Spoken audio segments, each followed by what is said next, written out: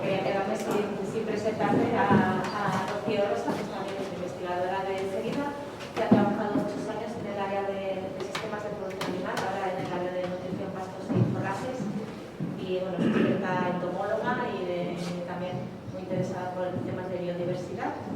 Y nos va a contar aquí lo de los problemas que da el chinche verde en el cultivo de la fava asturiana. Gracias, Rocío. Gracias. Bueno, yo voy a contaros así un poco brevemente cómo surge todo esto de empezar a trabajar un poco con el chinche, ya avanzar, que agradezco muchísimo a Juanjo y a Ana, que fueron realmente ellos los que nos tuvieron la inquietud de qué era lo que podía estar pasando y nos preguntaron si queríamos un poco echar un vistazo al tema junto con ellos. O sea, que surge de ellos realmente la inquietud de que les llamaba la atención la presencia que veían de la chinche y si eso podía tener algún tipo de repercusión, ¿no? Así que nos pusimos un poco a trabajar con ellos. Voy a resumir algunas cuestiones de cómo fue la historia, con algunas novedades de los últimos datos que tenemos de la última temporada. Algunas cosas ya conocidas, pero bueno, para los que no nos han escuchado con anterioridad, ¿no?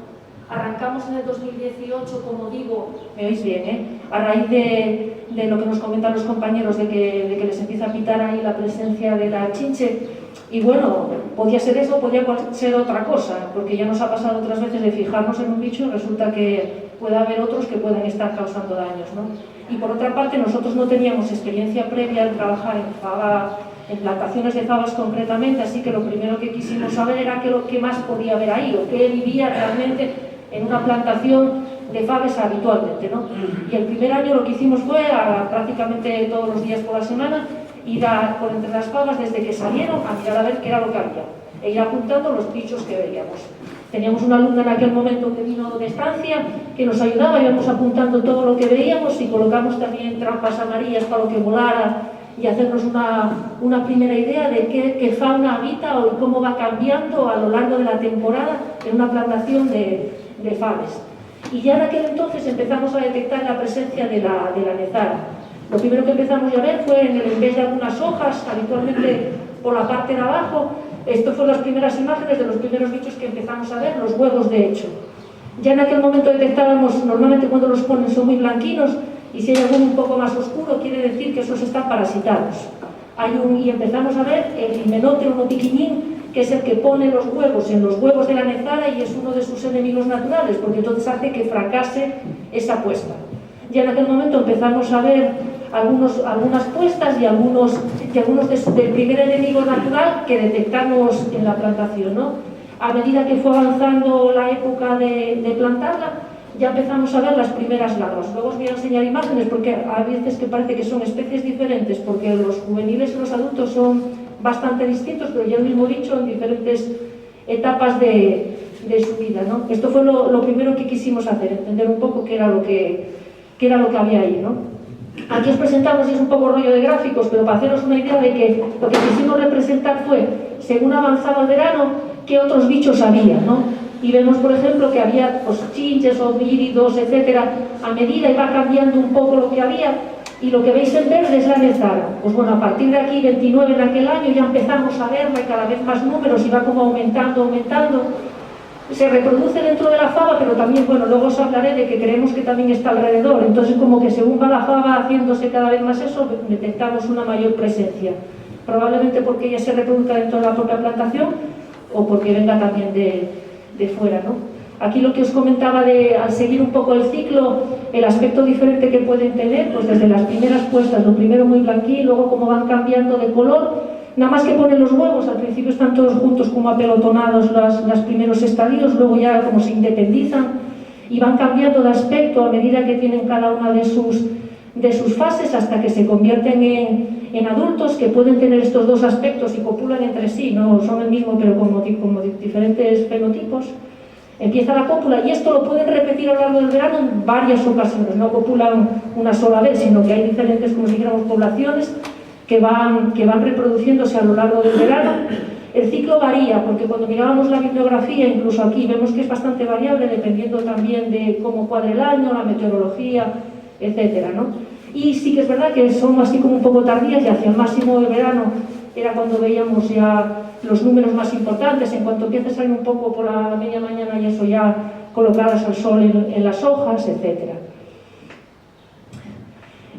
A lo largo de los años fuimos también un poco haciéndole seguimiento, simplemente haciendo como transectos y paseos por la plantación, por eso, porque bueno, el primer año ves alguna cosa y luego vas viendo algunas cosas más, otros que también potencialmente pueden causar daños en las plantaciones. Por ejemplo, el segundo año ya empezamos a ver cada vez con más frecuencia este otro supuesto enemigo natural que le pone los huevos aquí. Estos son huevos de, como si dijéramos, esta mosca, y bueno, uno de ellos penetra en ellos y bueno, merma su viabilidad, por decirlo de una manera, y es que, como si dijéramos, la larva de la mosca se reproduce dentro del cuerpo del chinche. Entonces, bueno, no se encuentra muy bien que digamos, y merma algo su viabilidad. En algunos trabajos que vimos, casi de la gente que más trabajaba con estos bichos era, por ejemplo, en Argentina, la gente que trabaja con la soja, porque esto a veces entra en plantaciones de soja y genera muchos daños. Y bueno, allí fue donde nos informamos, conseguimos bastante información de una tesis relativamente reciente sobre la biología de la especie y cómo hablaban de algunos de estos enemigos naturales. Y fue curioso porque fue el segundo año, por ejemplo, cuando vimos mayor presencia de estos dípteros, que el primer año habían sido prácticamente relictos, y el primer año fue cuando más estuvimos pendientes de la plantación y no se nos hubieran escapado, porque tiene un aspecto bastante peculiar. Hay unas ciertas oscilaciones entre años que creo que se pueden deber a las condiciones en la propia plantación y a sus alrededores. Luego os comentaré un poco las reflexiones que teníamos de la importancia de lo que pasa en la propia plantación, pero cómo puede tener influencia de lo que está a su alrededor y donde también se están desarrollando esta serie de organismos, ¿no? El siguiente paso que quisimos hacer era un poco manipularlos en laboratorio, a ver si podíamos controlar cómo se reproducían, etcétera. Trajimos algunos individuos y la verdad es que se reproducen bien. Los metimos en botes con unas fabas y tal, y tuvimos puestas rápidamente para también ver un poco cómo era cada uno de los estadios, cuánto tardaba, etcétera, en unas condiciones un poco más controladas, ¿no? El siguiente paso que empezábamos a hacernos ya cada vez más preguntas era si a lo mejor les preferían una fava u otra, y empezamos a hacer unos ensayos muy básicos, y muy rústicos, y los primeros por hacernos un poco a la idea, ¿no? Con los recursos que teníamos. Aquí simplemente teníamos una serie de cajas y probamos con diferentes variedades de fava, los metíamos allí o bien adultos o bien juveniles y hacíamos observaciones, y también les metimos una cámara de fotos encima que saltaba fotos a cada poco y luego las revisamos para ver si preferían un tipo de fava u otra. Ya los primeros intentos de ver si preferían unos tipos de faves u otros, ¿no?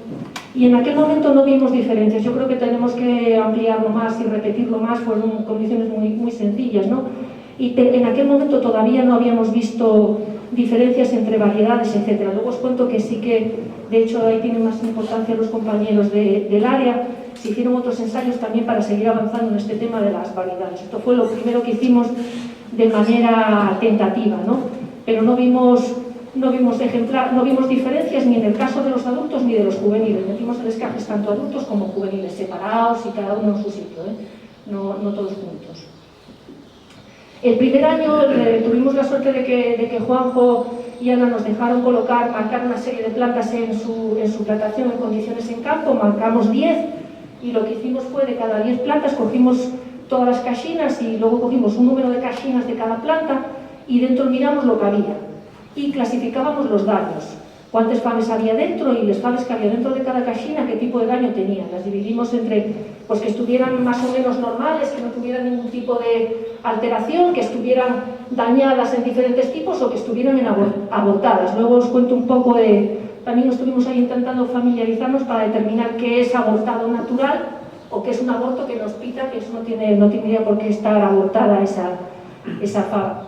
Aquí os pegué algunas de las últimas fotos que hicimos de hasta qué punto podemos ver si están picadas o no por el bicho, y no siempre es fácil. Ahí os pongo unas imágenes que, bueno, sí que se ve ahí mejor que está picada cuando está en verde y en campo. No siempre es tan fácil de ver, a veces se ve perfectamente y luego la abres por dentro y está picada, porque es que, claro, es un pinchotazo bastante pequeñín, ¿no? Lo que sí vemos ya desde el principio era que había una correspondencia en que si estaba, por ejemplo, abortada o picada, al otro lado o donde fuera ya veíamos una normalidad, y la caixina, cuando está sin picar y sin nada, está completamente lisa por dentro, con lo cual si hay algún tipo de irregularidad es que algo pasa. Y normalmente era algo como si fuéramos de fuera hacia adentro, no sé si aquí se ve bien. Y veíamos casi siempre una correspondencia de un pinchotazo, como si dijéramos, desde fuera hacia adentro, y al otro lado, con frecuencia, había un daño de diferentes tipos. Podía ser un daño que estuviera grande y simplemente deformado con un color raro, o que hubiera acabado por abortar. Luego, más adelante, entendemos que si son muy pequeñinas y las pican, es fácil que las hagan abortar, como que ya no pueden seguir adelante. Sin embargo, son más grandes y las pican, quedan manchadas, quedan tal, pero como que ya la fava puede seguir un poco más adelante. Pero si son pequeñinas y las pican por tal, parece como que las hacen abortar. Luego vamos a ver los números, que bueno, hay unos cuantos números. El bicho, aunque no lo parezca, tiene un pico bastante largo, entonces es capaz perfectamente de atravesar la vaina y llegar a la fava y picarla y tal. No tiene ningún problema para atravesar esa distancia, etc. Las imágenes son un poco malas, pero bueno, él lo pliega como si fuera hacia aquí, pero tiene un pico bastante largo que le permite atravesar perfectamente. Para determinar el tipo de daños, porque todo esto era intuitivo, y si lo pica otro bicho, tampoco teníamos certeza, igual nos estábamos pensando que era ese y era otro. Yo digo que nos pasó en otro tipo de investigaciones de mirar para aquí y resulta que era otra cosa, ¿no? Entonces, para asegurarnos de que el picotazo que veíamos era de ese y no era de otro, había que hacerlo experimentalmente teniendo faves que no les hubiera picado nada, y que nosotros ponemos el bicho y que lo pique y vemos qué daños causa, ¿no?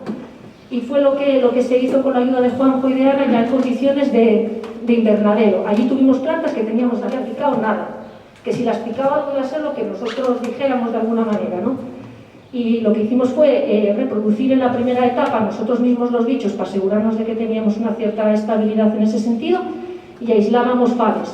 A unas les metíamos el adulto y a otras les metíamos, por ejemplo, la larva, y luego otras estaban completamente sin nada, para que tuviéramos un control de qué es lo que pasa cuando no hay nada y nos aseguramos de que nada lo ha picado, ¿no?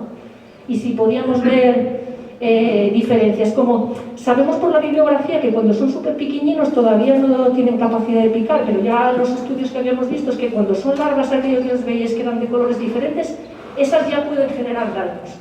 Pero bueno, nosotros queríamos vernos si en nuestro caso los adultos o los juveniles generaban diferencias, y por eso pusimos en una bolsa adultos, en otra juveniles, para ver si había diferencias. Y también si las pican más cuando están más verdes todavía, no está la fava gorda, o si lo hacen solo ya cuando está gorda. Entonces también cogimos y pusimos vainas que estuvieran con la favina muy pequeñita todavía sin desarrollar, y las que ya luego tenía la fava gorda, para ver si había diferencias, ¿no? Aquí es lo que os decía, que cuando veíamos que era completamente lisa, en este caso ya son de esos estudios, no tenía, la fava estaba completamente lisa sin ningún tipo de irregularidad, y la cachina por dentro perfectamente lisa, sin anomalías de ningún tipo. Y cuando estaban picadas ya empezábamos a ver como si fuera abombamientos, etcétera, ¿no? Y bueno, y veíamos en muchos casos correspondencia. Lo que os decía de esos abortos que a veces nos parecían atípicos era porque incluso por su ubicación no era muy normal ver abortos en los extremos, etcétera, pero una fava gordísima, otra fava gordísima, en el medio una, sin haber aparentemente un trauma específico por tal. Bueno, había ya algunas cosas, ¿no? En aquellos momentos que fue con aquellos primeros daños experimentales, pues ya vimos unos daños que oscilaban entre el 13 y el 35%, ¿no? Lo que sí no vimos era diferencias todavía en que estuvieran todavía la favina pequeña o estuviera muy gorda. Eso no vemos que afectara a la tasa de daños, ¿no? Y tampoco vimos diferencias en el caso de que fueran adultos o juveniles. En ese momento no había diferencias, ¿no? Seguimos mirando los daños. Estos fueron los primeros ensayos controlados, y esto que os pongo aquí del 18 hasta el 20 fue del primer año. Esas 10 plantas que marcábamos en campo, al año siguiente volvimos a marcar 10 plantas en campo y mirar cada fava y cada cachina y tal, y el 2020.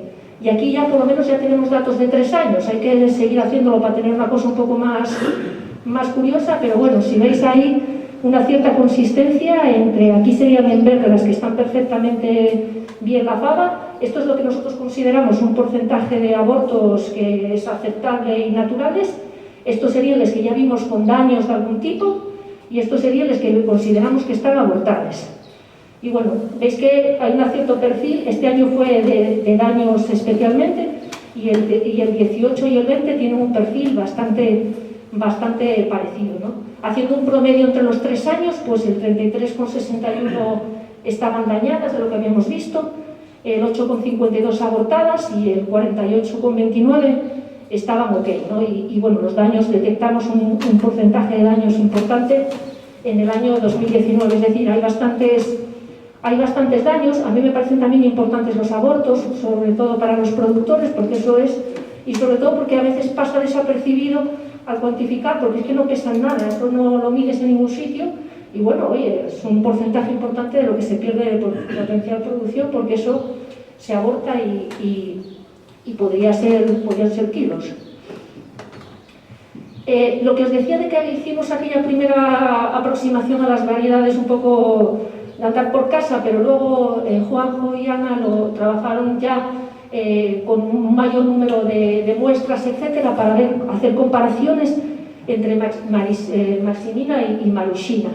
Y en este caso se vieron diferencias entre las variedades, y por decirlo alguna así de forma resumida, pues ya veis, el porcentaje de vainas afectadas casi el 50% en el caso de Maximina, porcentajes de semillas dañadas, una vez que la vaina también se veía afectada, pues en torno al 50%, es decir, sí que aquí se detectaron de una forma mejor ya haciéndolo sistemáticamente daños entre las variedades. ¿Por qué prefiere una variedad a otra? Pues creemos que eso es una de las grandes respuestas. No sé si tiene que ver una combinación de factores que tenga que ver algo con la composición de la faba, que tenga que ver también con otras cuestiones como las volátiles que emanan las propias plantas, que nos gustaría también avanzar. Sabemos que emiten una serie de volátiles que, por ejemplo, atraen a enemigos naturales, o porque las plantas tienen diferente morfología, diferente exposición al sol, etcétera, que haga que los bichos se encuentren mejor ahí porque tengan mejores condiciones climatológicas, ¿no? Lo que os decía de que pasa un poco desapercibido, pero nosotros lo queríamos ver, les agradecemos mucho que los compañeros nos pasaron muestras de estrío y les echamos un vistazo en plantaciones de la gente normal, de productores reales. Me parece que miramos que nos dieron lotes de 4 plantaciones y agrupando un poco, a grosso modo, los tipos de daños que veíamos, ¿no?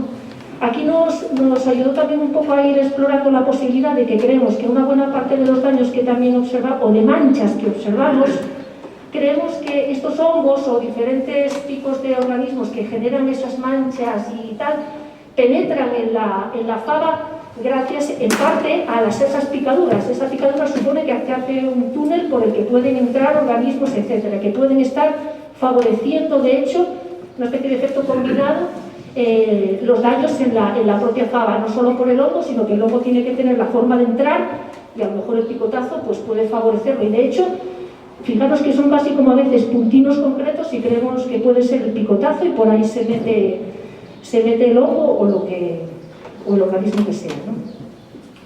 Esto es lo que queremos hacer este año y empezamos ya el año pasado, porque sabíamos, esto es lo que os decía de la gente que está trabajando con plagas de soja, esto es una tesis doctoral 2011. Y ellos ya empezaron a ver, porque va saltando de un cultivo al otro, ella puede comer un montón de cosas diferentes, ¿no? En este caso ellos veían que las diapausa, lo primero que iba era el trigo, y luego saltaba la soja. Bueno, nosotros aquí ya en el año pasado ya empezamos a detectar, por ejemplo, las plantaciones de manzano y hemos visto prácticamente todos los estadios.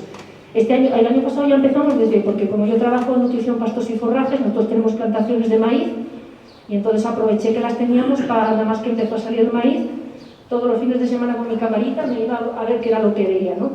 Y ya empecé a detectar tanto, los adultos pinchando la panoya, pinchando lo que es el tuco del maíz, individuos juveniles, cópulas, etcétera. Pero seguramente que tiene que estar en más hábitats alrededor de las plantaciones de la faba que en el maíz. Entonces, bueno, esta pregunta es importante porque tratar dentro de la plantación sirve de relativo si no entendemos mejor de dónde viene y para dónde va. Porque a lo mejor de la fava va a saltar a otro sitio y ahí probablemente pasa un tiempo y luego ya entra a su diapausa invernal y bueno, queremos hacerle seguimiento a ver si podemos entender bien cómo va saltando de una plantación a otra. Y nada, a modo de un poco algunas de las conclusiones es que, bueno, que sabemos, hemos visto que es capaz de causar daños, que los daños pueden ser importantes, que es importante considerar no solo las semillas dañadas, sino por ejemplo abortos y otra serie de cuestiones, que hay una cierta consistencia entre años, es decir, esos porcentajes de daños, pues no parece, porque un año, oye, pues puede pasar una cosa de que un año tal, pero bueno, pinta como que no es al azar que pase eso, ¿no? causa daños tanto adultos como juveniles. Hay variaciones entre las variedades, está presente en otros cultivos y debemos conocer mejor cómo funciona tanto dentro de la plantación como fuera de ella. Y esto es ello, más o menos. Gracias. Si queréis cualquier cosa, preguntarme.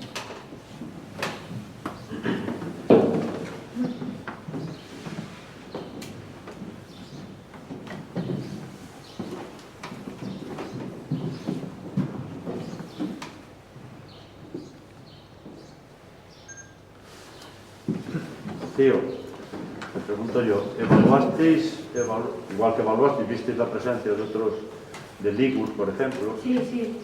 ¿Evaluasteis la influencia de ligus en el aborto de flores? Porque en el momento de la floración es mucho más abundante el ligus que nezara. Sí, lo que pasa es que en nuestro caso no lo ha sido, porque además fíjate que sí que lo hemos visto. Y yo marcaba esas 10 plantas, es que seguramente que los causa. Lo único es que nosotros en nuestro caso, por ejemplo, lo hemos visto, pero nunca en unos números muy importantes. Y seguimos la plantación desde que sale la plantina pequeñina hasta que se recogen los pares. Y lo he visto, pero nunca lo he visto en unas cifras importantes. Y bueno, pues seguramente lo que habría que probar también, sí probamos también con algún otro chinche más, pero lo que vemos más, durante estos 3 años que lo llevamos haciendo, llevamos solo 3 años, la que vemos más en números más importantes ha sido esta, pero yo sí que lo seguía porque puede ser un agente, pero en nuestro caso concreto no hemos Mira, nunca... hace aproximadamente 25 años, Sí, sí. seguro. Ya llovió. Sí. Incluso en un artículo de prensa se recomendaba un producto fitosanitario, que era el fosalone, el zolone, marca comercial, para combatir ligus por el aborto de flores que causaba. Sí, sí. Seguro que causa daño. Sería interesante testarlo y por otra parte testar también si el daño que causa es exactamente igual que si lo causa en la misma tasa. Lo que sí estamos seguros es que esos que hemos visto sabemos que esta los causa y qué pinta tienen. Si se parecen o no, pues sería una pregunta muy interesante. Probar a ver si, como es un poquillo más pequeño, a lo mejor todavía es peor el daño, porque sea más caro. Habría que probarlo. Hombre, también Es que eso... nosotros no teníamos, pero nunca en números. Eso me imagino que es contrastado sin hacer aplicaciones de control, aplicaciones de fitosanitarios para controlar. No, condiciones en campo sin aplicaciones Sin de aplicaciones, fitosanitarios. porque en la práctica, cuando se hacen ciertas aplicaciones para evitar eso, Puede y ser que otras a cosas, las comunidades ya parece prácticamente no hay daños de chinche. Claro. Si no se hacen controles, hay experiencias de parcelas comerciales, de parcelas de cultivo, con daños del 60% del grano picado. Eso es impresionante. Sí. Pero cuando se hacen unas mínimas prácticas de control que plantean problemas serios por otras cosas, pero los daños son prácticamente testimoniales. Sí, lo que pasa es que cae recurrentemente en el tema de tener que andar tratando. Entonces aquí esto es que necesitábamos financiación específica. Algo que queremos ver un poco es el tema ese de la sensibilidad que tienen las diferentes variedades, entenderla mejor para ver si se puede jugar con eso y de alguna manera no, porque claro, tú tratas, pero por ejemplo, si parte de las poblaciones, porque si tú tratas, no lo tienes, y al año siguiente lo vuelves a tener, no suelen del cielo, vienen de alrededor. Y si, por ejemplo, no entendemos bien qué pasa alrededor, el año que viene vas a volver a tener que tratar porque puede volver a surgir. Entonces queremos ver un poco si desde la propia variedad de la fava es más capaz también de defenderse. ¿Y qué es lo que está pasando alrededor? Porque sí que es verdad que nos han reportado algunos compañeros de por qué hay estas oscilaciones entre años o por qué tal, de entenderlo mejor. Creo que los tratamientos funcionan muy bien, pero ojalá podamos saber un poquito mejor para tener que estar un poco menos dependientes de ellos. Y lo del IBUS, totalmente de acuerdo, es que nosotros aquí, y yo he estado bastante pendiente, lo hay, pero y además yo cuando tenía un planta Losana y tal, por las tardes, no solo lo que teníamos pues marcado, eran unos paseitos por todas, pim pam, para ver que... Y no, ahí concretamente no tenemos, sí, habría que hacerlo. Bueno, es que a lo mejor a lo mejor tienes que ir a más sitios que Alserida. Claro, claro. Hombre, tal vez sí, exactamente. Sí. Eso sí, habría que mirarlo, sí.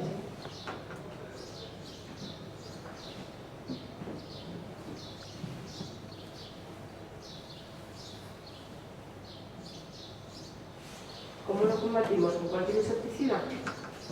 No, hay tratamientos concretos, como comentaba él. Y yo creo que lo ideal también es nada más que aparezca. Nada más al que principio veas. del todo, nada más que lo que lees.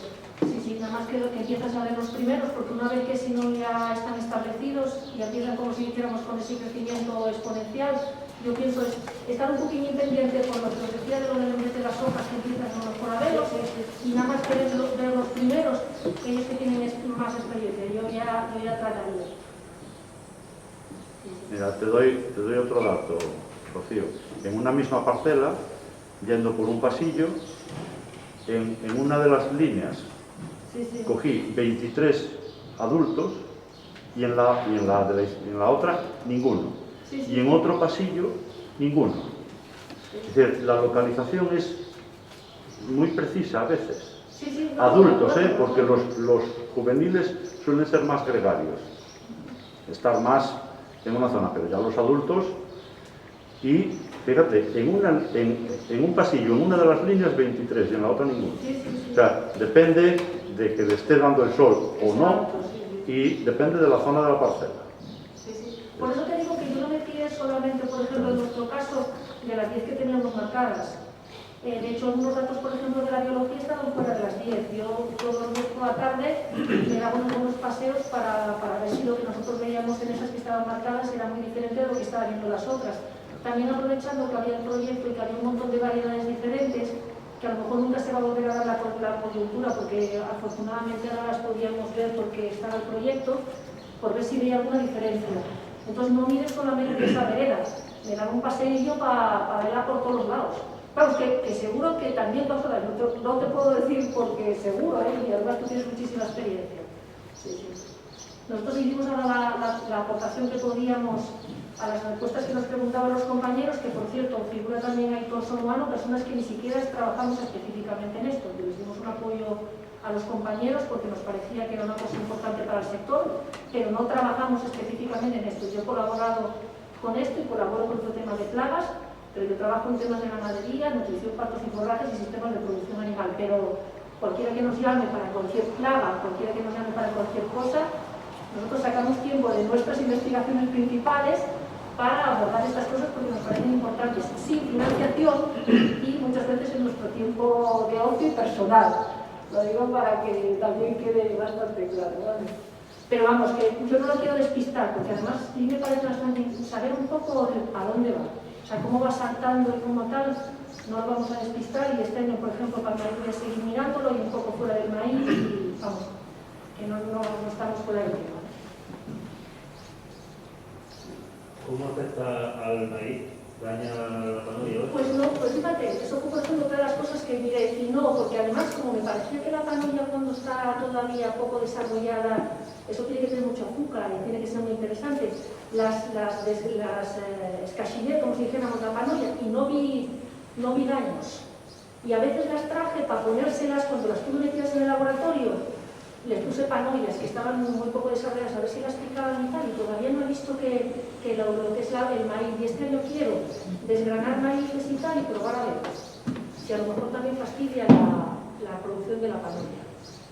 Pero lo he visto picar en la panoia, pero también, por ejemplo, los nervios que hace el maíz, ahí donde se ponen las hojas, que debe ser que hay en plancha bien para picar, también lo he visto picando ahí, pero la panoia mucho, Las primeras veces, de hecho, lo vi colocado en la panoia. Y eso también me gustaría ver. Las que yo desgrané no vi que estuviera como si hiciéramos diferente. Y puede ser porque parte de lo que del daño que hace es porque ellos tienen como si dijéramos una baba en el pico. Creo que aquí tenía una imagen un poco mejor. Tienen como si fuera catalasas, un montón de cosas que son enzimas digestivos, de manera que a veces cuando pican y lo meten para adentro, esa baba que queda como si fuera de hecho como una especie de tumedito, y eso es muy corrosivo. Por eso pensé que igual sí que notarían en el pozo de la maíz algún tipo también de anomalía al picarla por esas catalasas y tal. No lo vi, pero este año queremos hacer un poco ya más curioso y ver un poco también si afecta. Este es maíz forrajero, pero bueno, a ver un poco cómo funciona con el maíz. Sí, sí.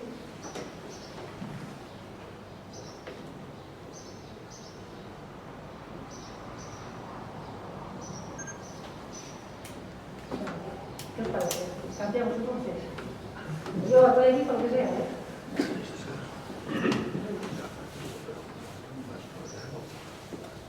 ¿Has visto? Ah, ya, para que